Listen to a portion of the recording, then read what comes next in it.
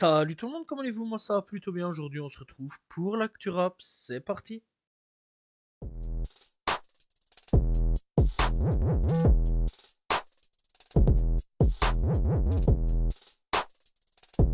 Damso était présent au Festival de Cannes et il a parlé un petit peu de son film R.E.M.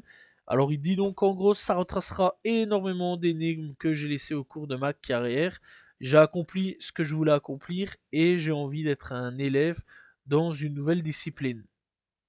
Voilà, donc j'imagine la nouvelle discipline c'est le cinéma. Par contre, des énigmes au niveau de sa carrière, je sais pas, peut-être certains trucs avec les trucs grecs qu'il y a eu à un moment dans sa carrière. C'est vrai qu'à un moment, il y a eu des teasings avec des mots grecs. Est-ce que c'est ça? Je sais pas. Donc voilà, voir un petit peu ce qui va se passer. En tout cas, ce film a l'air très énigmatique à ce niveau-là. C'est un peu bizarre, hein, voilà, c'est un peu bizarre, mais en tout cas, hâte de voir un petit peu ce que le film va donner au niveau donc de R.E.M. De Damso, qui est d'ailleurs son premier film. Donc voilà, et est-ce qu'il va faire d'autres films après? Telle est la question. Ouais, Renoir nous a quittés ce samedi 17 mai, à l'âge de 31 ans. Voilà, ça c'est quand même assez fou, c'est très jeune, hein, très très jeune, on va pas se mentir là-dessus. Donc, ouais, Renoir est donc décédé, voilà, des suites apparemment d'une complication pulmonaire. Il y aurait eu des problèmes pulmonaires et cardiaques. Voilà, donc je vais pas trop dire là-dessus parce que il y a des gens. Une fois, c'est ah, il a eu des problèmes pulmonaires, puis ah ben non, il a eu des problèmes cardiaques, etc. La famille n'a pas vraiment communiqué là-dessus, donc voilà, il n'y a pas eu de communication plus là-dessus à ce niveau-là. C'est pour le moment de ce qu'on a pu comprendre venant d'Aquababe, etc. Lui aussi, pour le moment, ça a été quand même quelque chose hein, ces derniers temps, parce que c'est lui qui a révélé que eh bien, Werenoi était dans le coma, et c'est lui qui a révélé en plus de ça que bah, Werenoi était décédé. Et la question déjà d'avance que tout le monde se pose, c'est comment le gars il a su, comment le gars il a su en fait que ouais, Renault a été décédé et surtout avant qu'il était dans le coma. Donc voilà, la question c'est tout de suite penchée vers les infirmiers, bien sûr, logique, hein, je vais dire, voilà, infirmiers ou médecins ou autres. Et beaucoup de monde le renvoie de cette personne qui a fait ça, ce que je comprends tout à fait. C'est quand même pas normal que des dossiers qui logiquement devraient rester à l'hôpital, hein. On rappelle quand même que les médecins ont le secret professionnel, logiquement ils doivent rien dire, ils doivent fermer leur bouche. Comment ça se fait que c'est sorti? Comment ça se fait? Ça c'est la question quand même que beaucoup de gens se posent. J'aurais quand même préféré à communiquer bien officiel de la famille que d'un gars, d'un random d'internet. En plus de ça, c'est pas la première fois qu'il raconte des fakes. Mais là apparemment c'est plus que vrai parce qu'il y a eu quand même par contre, deux trois messages un peu bizarres venant de la famille, donc voilà. Et donc dans l'ensemble, d'après ces messages, on a pu supposer et affirmer que ouais, Renaud était malheureusement décédé. Donc du coup, en ce moment, il y a quand même une chasse aux sorcières assez énorme vers Aquabape et donc vers cet infirmier ou infirmière. Donc voilà, et surtout les pensées, ça va plutôt vers la famille qui ont perdu un être cher quand même. Et surtout en plus que la famille, beaucoup de la famille et amis, etc. ont appris tout ça via les réseaux sociaux, quand même dès le matin, c'est quand même assez fou. C'est un gros choc pour eux. En tout cas, nos condoléances bien sûr à la famille et aux amis de Werenoi et on espère qu'il repose en paix. Booba ne suit plus SDM sur Instagram ni sur X et déjà d'avance il y a eu plein de suppositions, hein, voilà, ça y est le début du clash entre SDM et Booba, que va-t-il se passer, que se passe-t-il entre les deux? Il a déjà répondu donc au déjà début de suppositions de clash en affirmant que aucun clash entre les deux rappeurs était d'actualité, voilà, tout va bien en gros, et bien chacun faisait sa route et que c'était le début d'une nouvelle aventure et qu'il souhaitait une bonne chance pour SDM. Alors bien sûr, on connaît Booba, on imagine qu'à un moment ou à un autre ça va partir en couille. On espère bien sûr que non, que ça va rester calme entre eux. Et on espère surtout que SDM fera son U Arena. Ça a été le questionnement de tout le monde à peu près. Est-ce que SDM va faire son U Arena, donc le U Arena de Booba, ou pas? Ça c'est la question qu'on peut se poser actuellement. Ziak a répondu à 404 Billy, donc on rappelle que 404 Billy avait taclé Ziak avec cette phrase 404 c'est vraiment moi, c'est pas un personnage comme Ziak. Alors Ziak a répondu ça dit mon nom, presque ça, voilà voilà quoi, donc ça monte en l'air, on va dire ça. Et donc il fait des trucs de fou avec sa langue à l'ancienne, je prenais le 404 et quand je veux je reprends le 404. Voilà, bon, petit truc, voilà quoi, pas non plus énorme, énorme. Mais bon, est-ce que la question qu'on va avoir, est-ce qu'on va avoir un clash de 404 Billy, comme il y avait eu avec Benjamin Epps? On rappelle quand même qu'il a gagné haut la main face à 400, enfin 404 Billy a gagné donc haut la main face à Benjamin Epps, donc voilà. Et bah, est-ce que cette fois-ci on va avoir un clash 404 Billy versus Ziak? À voir, seul l'avenir nous le dira. Le procès de Kobalade pour homicide involontaire aggravé aura lieu donc en juin.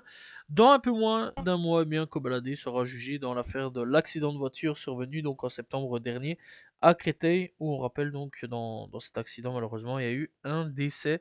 Donc voilà, et bon, bien sûr, on suivra un petit peu toute cette affaire de près, à voir un petit peu ce qui va se passer pour Kobalade.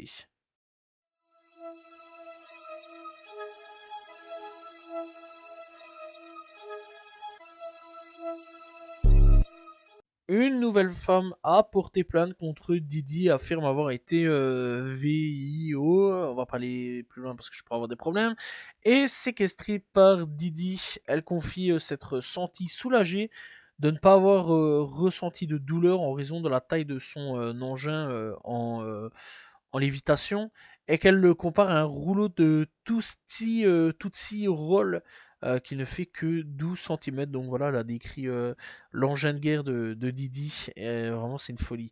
J'aurais jamais pensé à ça.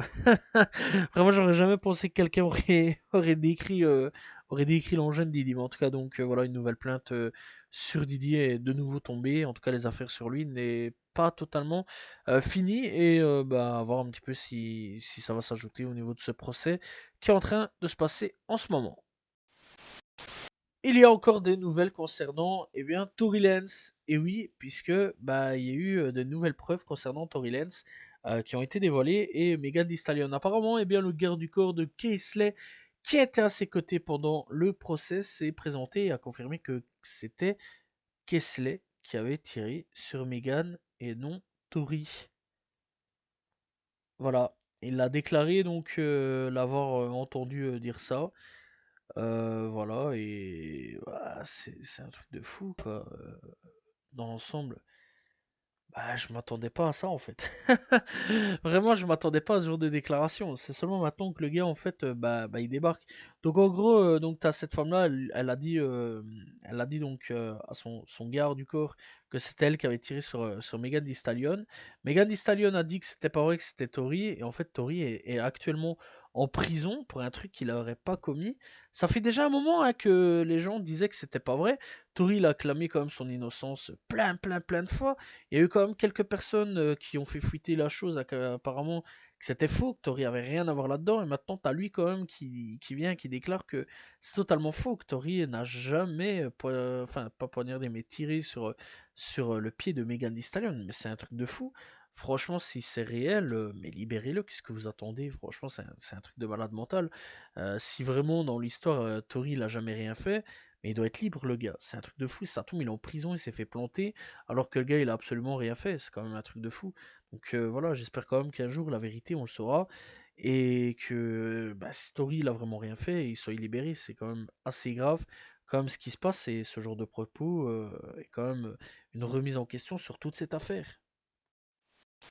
La famille de MO3 remporte la bataille judiciaire pour être les seuls propriétaires de sa discographie. Sa famille et ses trois enfants ont été déclarés seuls propriétaires de son catalogue musical après que son ancien ingénieur du son porte plainte pour récupérer les droits. Donc l'ingénieur du son, il peut dire au revoir, voilà, et c'est toute la famille donc qui récupère donc tous les droits de MO3, ce qui est normal. Voilà, il n'y a rien d'autre à dire là-dessus, c'est tout à fait normal.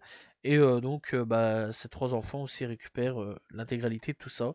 Donc voilà, je trouve que c'est une très belle victoire. Ibiki Jabo, à nouveau arrêté. Vraiment, celui-là, il arrête pas dans les embrouilles, hein. C'est un truc de fou. Il rentre, il sort, il rentre, il sort. Vraiment, j'ai jamais vu un gars autant rentrer et sortir de prison. Enfin, si, ouais, il y en a eu d'autres, mais bon, voilà, il y a eu NBA Youngboy et Kodak Black, mais lui, vraiment, c'est une dinguerie. En plus, bah, il a été arrêté donc en Arkansas quelques jours seulement après avoir été annoncé comme faisant partie de la tournée de NBA Youngboy. Et donc, il fait face à de multiples accusations, notamment de possession de drogue, utilisation donc d'armes prohibées et de vol avec, enfin par réception, voilà. Et bah dans l'ensemble, ah ça c'est fou quoi. Et Ibiki Jibo vraiment, j'ai beaucoup d'espérance pour lui. J'espère vraiment qu'il va percer à l'international. C'est vraiment un très très très très très très très bon rappeur. Et vraiment ouais, je mise un petit peu une carrière assez énorme comme à peu près NBA Youngboy ou Lil Durk, voilà. Malheureusement, il fait beaucoup de conneries, il va beaucoup en prison. Il est sorti en plus il n'y a pas vraiment longtemps hein, de prison, il y a vraiment pas très très longtemps. Là, bah, il va refaire un petit séjour en prison et on espère bien sûr qu'il va sortir assez vite. Des membres d'Oblock prévoient de faire annuler le concert de NBA Youngboy qui aura lieu donc à Chicago. Alors on sait pas vraiment comment, mais on imagine comment, hein. Donc voilà. Oblock, bah, c'est quand même réputé pour être quand même un quartier assez dangereux. Donc voilà, voir un petit peu ce qui va se passer. On espère bien sûr que NBA Youngboy va pas se faire tuer donc à Chicago, ce serait quand même triste. Donc voilà, voir un petit peu ce qui va se passer et on va suivre de ça de très près. On espère bien sûr qu'il n'y aura pas trop de grabuge à Chicago, donc durant le moment eh bien, où NBA Youngboy eh bien, fera son concert.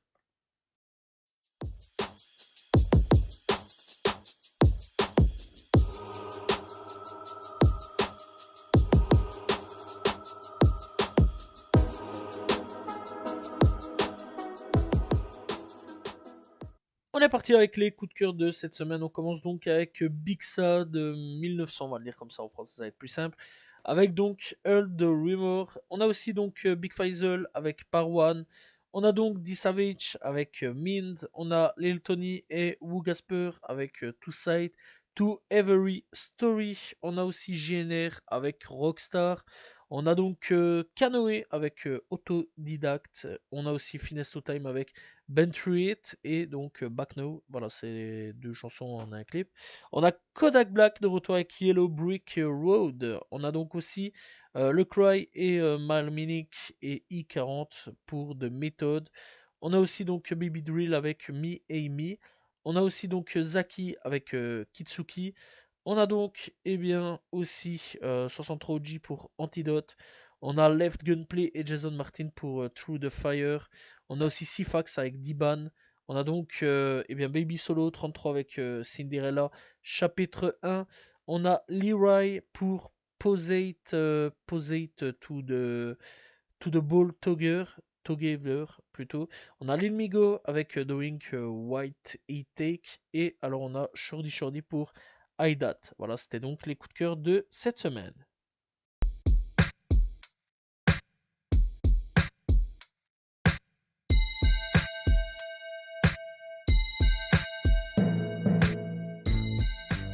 Découverte de cette semaine, on va parler de I Am Redon. Donc I Am Redon qui est là depuis quand même pas mal de temps. Voilà, il a sorti un seul album à son actif, donc voilà, sorti en 2022, du nom de Popular Loner Club. Sinon, dans l'ensemble, il est quand même plutôt actif. Enfin, plus trop ces derniers moments, on va pas se mentir là-dessus. Voilà, au niveau donc de tout ce qui est donc streaming, donc Spotify, etc. Il n'y a qu'un seul titre qui est sorti pour le moment, du nom de www.wav. Voilà, en featuring. Sinon, il a sorti en 2024 Pipe Dream. Il a sorti Go en 2023, voilà, etc., etc. Ça, il faudrait plus checker, c'est au niveau donc de son YouTube, au niveau donc de son YouTube, il est quand même pas mal actif à ce niveau-là. Il y a quand même déjà pas mal de clips. Au niveau aussi de son Spotify, il y a quelques petits trucs, enfin pas Spotify, je dirais plutôt donc SoundCloud, voilà, qui donc là aussi, il est un peu plus actif à ce niveau-là. Donc voilà, il y a Redon, c'est pas forcément un gars très actif, mais il y a quand même pas mal de petits sons disponibles sur YouTube, SoundCloud ou Spotify. Voilà, n'hésitez pas à aller découvrir donc I Am Redon.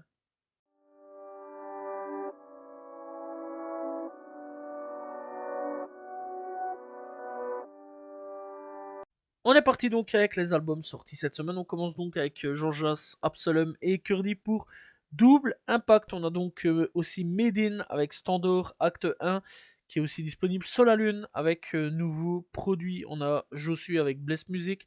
Kekra avec Vrel 4. Ça vraiment je vais l'écouter directement. Niax aussi avec Tout Droit. Niax d'ailleurs que j'ai découvert il n'y a pas très très longtemps. Très bon artiste soit dit en passant. CRC avec donc l'Entracte. On a aussi Aristote avec Aristone plutôt. Donc avec Hyper Love. On a Surprise avec S'il y a un monde. Rlas, j'espère que j'ai bon là-dessus. Avec Fumée Noire, on a Litige avec Passager. As de la Chute avec Merci du temps. Alors pour le côté eh bien, rap US, on commence donc avec Snoop Dogg pour Is It a Crime. Voilà, donc Snoop Dogg qui fait son retour. On a aussi donc Raiko Nasty avec Lethal, elle aussi donc qui fait son retour. On a donc eh bien, Chucky qui donc a sorti I Live, I Die, I Live Again. Voilà, nouvelle signature d'il y a quelques temps quand même de Lil Durk. Donc voilà. Donc on a aussi eh bien, Aminé avec, on va le dire en français, ça va être plus simple, 13 Months of Sunshine. Voilà, donc on a aussi eh bien, Dream et Ellie Queen pour Leo Pio. Voilà, donc on a aussi donc T Grizzly avec Forever My Moment. On a donc aussi eh bien Kakemp avec Build Different Deluxe. On a donc aussi eh bien Valet et Harry Fraud pour Egonomics. Alors apparemment c'est sur Apple Music si j'ai bien vu où c'était sorti. On a Eric de Scientific avec Arc Instrumentals 3 EP. Voilà voilà. On a donc Homeboy, Sandmine et Bond Builder avec Manners EP. On a Le Cry et Mile Minic pour Jet Wheel Son. Voilà, voilà, donc on va réinspecter un petit coup. Ah oui, on a aussi Exhibit avec Kingmaker. On a donc Chuck D pour Radio Armageddon. On a aussi voilà, je pense plus rien. Ah oui, J-Prince pour Shine. Voilà, on a The Good Fame avec Nicolas Craven pour Ultimate Dump Go Ups. On a J Oxidus pour Flower Never, enfin Never plutôt Blown. Before the Sun Come. Voilà, cette fois-ci c'est officiellement fini. C'était donc les sorties d'albums de cette semaine. Voilà, c'est la fin de l'Actu Rap. J'espère que vous l'avez apprécié. N'hésitez pas à vous abonner, liker, commenter, partager. On se retrouve demain pour une nouvelle vidéo. Voilà, et la semaine prochaine pour un nouvel Actu Rap. N'oubliez pas aussi de me suivre sur mes réseaux, donc qui sont dans la description. Salut tout le monde. Ciao, ciao.